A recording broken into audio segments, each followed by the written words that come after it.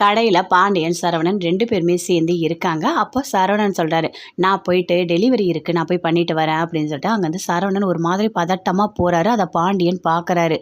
இவன் எங்கேயோ போகிறான், அந்த பொண்ணு அஞ்சலியை பார்க்க தான் இவன் போகிறான்னு நான் நினைக்கிறேன். சரி நம்ம பின்னாடியே போய் பார்க்கலாம் அப்படின்னு சொல்லிட்டு அப்படியே பார்க்குறாரு.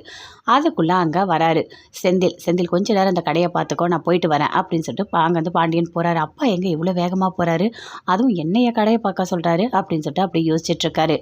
சரவணன் போயிட்டு எப்பவும் போல் அஞ்சலியை பார்க்குறாரு. பார்த்து பேசிகிட்டு இருக்காரு. இங்கே பாரு அஞ்சலி, நீ தான் அஞ்சலி என்னோட உலகமே, நல்லா தெரிஞ்சுக்கோ, நீ தான் எனக்கு இனிமேல் பொண்டாட்டி. நான் அந்த தங்கமயில் கூட சேர்ந்து வாழறேன்னெல்லாம் எனக்கு இல்லை, நான் உன் கூட தான் வாழ போகிறேன், ஃபஸ்ட்டு அதை மனசில் நினச்சிக்கோ அப்படின்னு கையை பிடிச்சி அப்படியே சத்தியம் பண்ணுறாரு. இதை பின்னாடி இருந்து பாண்டியன் பார்க்குறாரு. பார்த்த உடனே அப்படியே கோவமாக வருது, கிட்ட வராரு. டேய் என்னடா பண்ணிகிட்டு இருக்க அப்படின்னு கேட்குறாரு. அப்படியே பார்த்தோன்னே சரவணன் ஷாக் ஆகுறாரு. எதுவுமே பேசவே இல்லை. இங்கே பாருமா, அவனுக்கு கல்யாணம் ஆயிடுச்சு, அவனுக்கு குழந்தை பிறக்க போகுது, இதுக்கும் மேலே அவன் சொல்கிற பேச்செல்லாம் நீ கேட்காத, நீ வீட்டுக்கு கிளம்பு, அவன்லாம் உன்னை கல்யாணம் பண்ணிக்க மாட்டான், புரியுதா அப்படின்னு பாண்டியன் சொல்கிறாரு. சரவணா நான் போயிட்டு வரேன் அப்படின்னு சொல்லிட்டு அஞ்சலி அங்கேருந்து அப்படியே கோயிலேருந்து போகிறாங்க.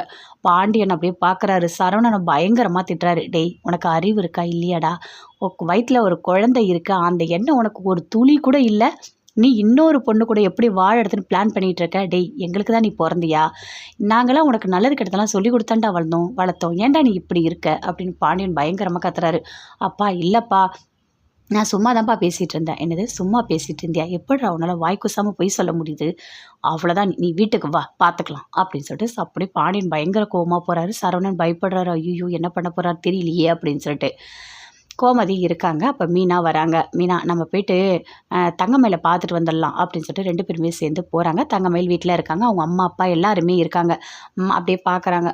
கோமதி உள்ளே வந்தோடனே தங்கமயில் கிட்ட பேசுகிறாங்க. என்னம்மா எப்படி இருக்கா, நல்லா இருக்கியா அப்படின்னு சொல்லிட்டு. இங்கே பாருமா, எங்கள் வீட்டோட முதல் வாரிசு உன்னோட வயிற்றில் வளர்ந்துட்டுருக்கு, அதனால் உன்னை அப்படியே விட்டுருவோம் நீ நினைக்காத, கண்டிப்பாக நாங்கள் ஏதாவது ஒரு முடிவு எடுப்போம் சரியா அப்படின்னு சொல்கிறாங்க.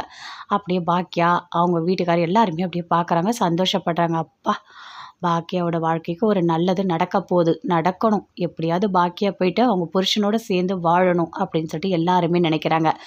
இங்கே பாருமா, டைமுக்கு சாப்பிடு, ஹாஸ்பிட்டலுக்கு கரெக்டாக போ, உனக்கு ஏதாவது துணைக்கு வேணும்னா நீ என்னை கூப்பிடு, நான் வரேன் சரியா அப்படின்னு கோமதி சொல்கிறாங்க.